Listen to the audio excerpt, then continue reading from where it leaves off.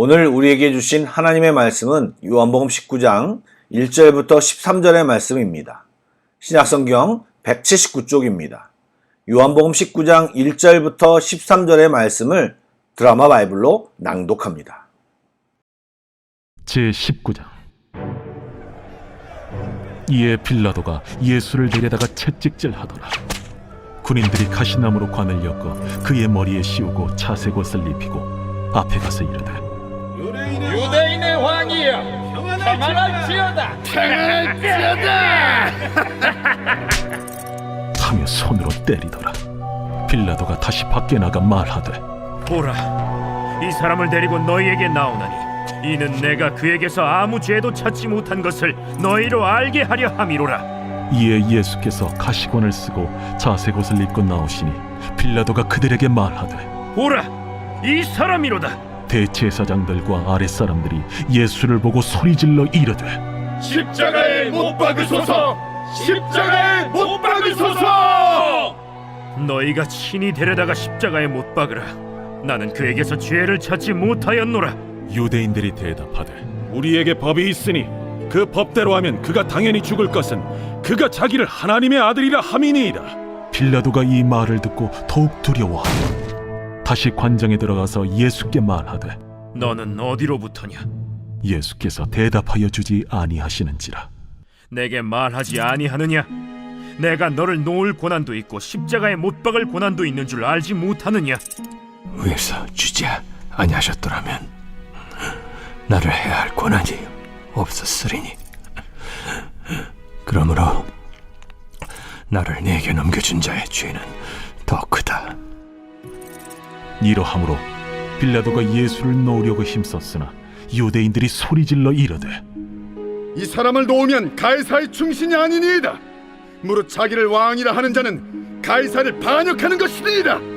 빌라도가 이 말을 듣고 예수를 끌고 나가서 돌을 깐 뜰 히브리 말로 가바다에 있는 재판석에 앉아있더라.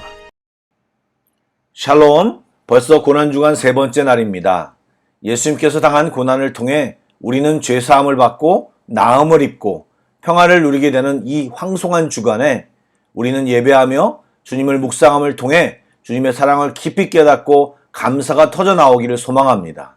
이 시간 말씀을 통해 주님의 마음을 더 많이 알게 되고 기도를 통해 우리의 마음과 사랑을 주께 드리는 귀한 시간이 되기를 축복합니다. 아멘. 말씀을 나누겠습니다.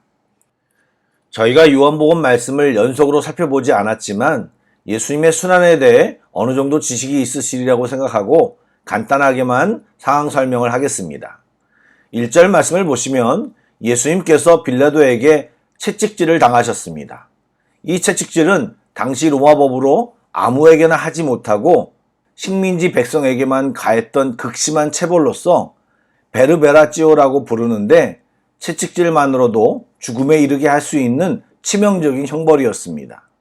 빌라도는 예수님에게서 아무런 죄도 찾지 못했지만 대제사장과 그 무리들이 요청을 어느 정도 들어주고 달래고자 예수님을 채찍질하며 피를 흘리게 합니다. 그 과정에서 예수님은 로마 군인들의 놀이개가 되셨습니다. 그들은 가시를 엮어 만든 관을 예수님의 머리에 씌웠고 자색옷을 입히고 유대인의 왕이여라고 조롱하고 침을 뱉고 구타까지 했습니다. 인간의 죄를 짊어지신 구세주가 이런 굴욕을 당하셨습니다.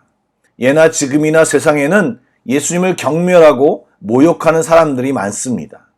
그들은 예수님이 누구이신지 모를 뿐만 아니라 자신들의 운명도 모르는 자들입니다.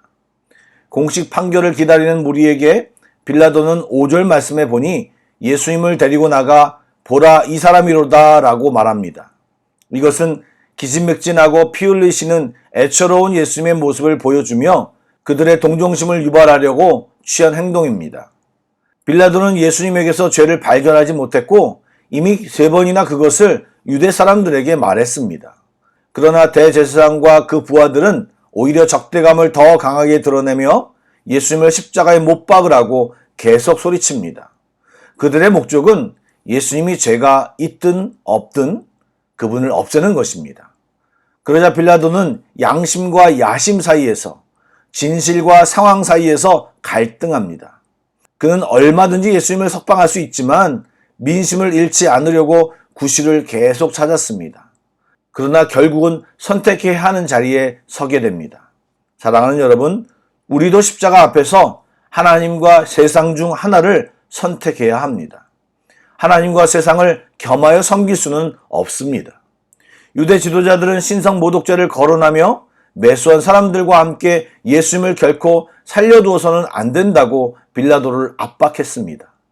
이에 빌라도는 더 깊은 고민에 빠집니다.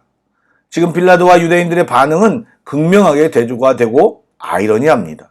세상 법을 따르는 빌라도는 예수님을 무죄로 확신하고 하나님의 법을 따른다고 자처하는 유대인들은 예수님을 그 누구보다 악한 죄인이라고 정죄하고 있습니다. 이렇게 사람들은 십자가로 가는 길에서 진리를 왜곡시키는 인간의 불의와 죄악을 선명하게 드러내고 있습니다. 빌라도는 예수님을 안쪽으로 데리고 들어가 너는 어디로부터냐라고 묻습니다. 이 질문은 예수님의 출신지를 물어보는 것이 아니고 너의 정체가 무엇이냐는 질문입니다. 예수님의 육적인 기원이 아닌 영적인 기원을 묻는 것입니다. 정말 하나님의 아들인가를 확인하고 싶었을 것입니다. 그러나 예수님은 침묵하십니다. 첫 번째로 이러한 예수님의 태도는 이사야서 53장 7절에 잠잠한 양같이 그의 입을 열지 아니하였도다라는 고난당하는 메시아의 모습에 대한 예언의 성취를 보여주고 있습니다. 두 번째는 이미 여러 번 빌라도에게 설명해 주었음에도 반복되는 빌라도의 질문에 대답할 필요를 느끼지 못하셨던 것입니다. 마지막으로 예수님께서 무죄하다는 사실을 알면서도 소신 있게 공포하지 못하고 무리들이 십자가에 못 박아야 한다는 외침에 마음이 흔들리고 있는 빌라도를 책망하는 의미도 내포되어 있습니다. 그러자 빌라도는 침묵하시는 예수님에게 내가 예수 당신을 석방하거나 처벌할 권한이 자기에게 있음을 강조하여 말합니다. 그러자 침묵하시던 예수님은 확실하게 말씀하시길 모든 권세의 원천이 하나님께 있다고 선언하셨습니다.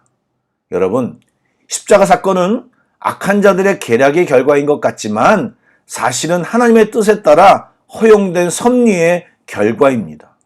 하나님이 허락하지 않으시면 참새 한 마리도 땅에 떨어지지 않습니다. 우리는 이것에 대한 믿음이 있어야 합니다. 사단은 모든 권세가 자기에게 있는 것 같이 이야기합니다. 생기지도 않을 일에 대하여 언제나 단정지어 말합니다. 예를 들어 보겠습니다. 자녀들에게 조금 안 좋은 모습을 보게 되면 쟤는 저러다 망가질 것이다. 쟤는 이제 끝이다. 쟤는 싹수가 노래. 저런 애가 잘 되는 것이 이상한 거야. 또 조금만 회사 상황이 안 좋으면 망할 거야. 재기 못할 거야. 우리는 마이너스의 손이야 등등 부정적으로 단정지어 말함으로써 사람들로 하여금 걱정과 근심에 빠지도록 사단은 늘 말합니다. 그러나 여러분, 그건 팩트가 아닙니다. 사단의 상상이고 사단의 술수입니다. 아담과 하와처럼 자신의 장담에 우리가 넘어지길 보고 싶어 합니다. 또한 우리를 자신의 올가미에 넣고 흔들려는 수작입니다. 여러분, 우리 하나님은 우리를 능히 구하시고 도와주시며 어떠한 깊은 수렁에서도 끌어올릴 수 있는 분이십니다. 아들까지 우리에게 주신 하나님께서 무엇인들 주시지 않겠습니까? 언제든 역전시킬 수 있는 분이 우리 하나님이십니다.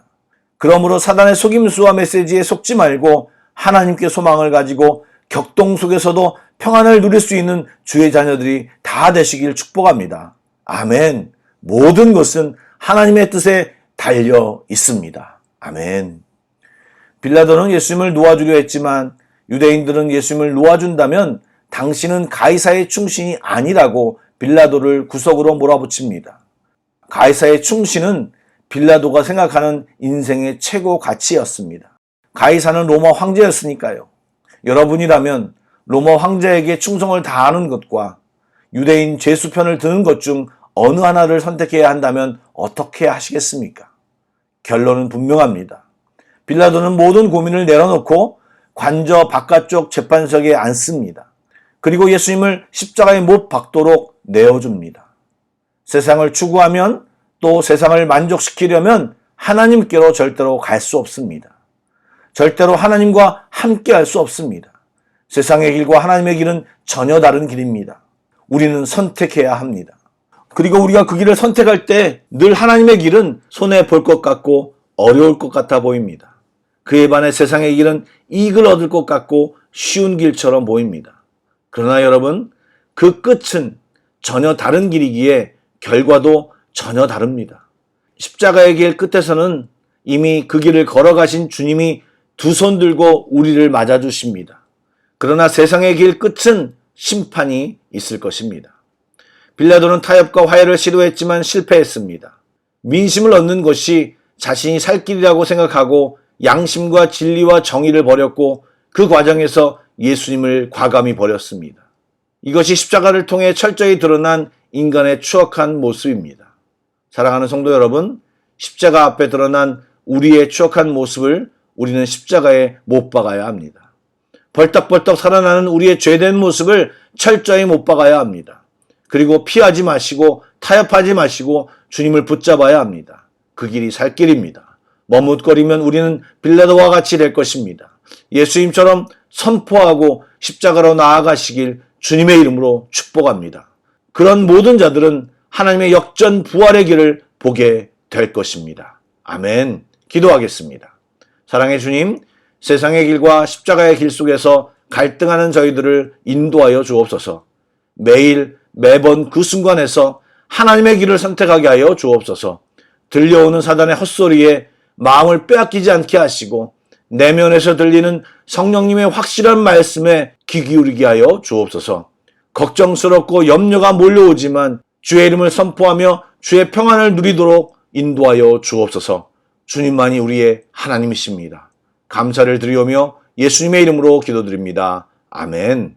계속해서 찬양 한 곡을 묵상하시고 합심 기도와 개인 기도로 나아가겠습니다.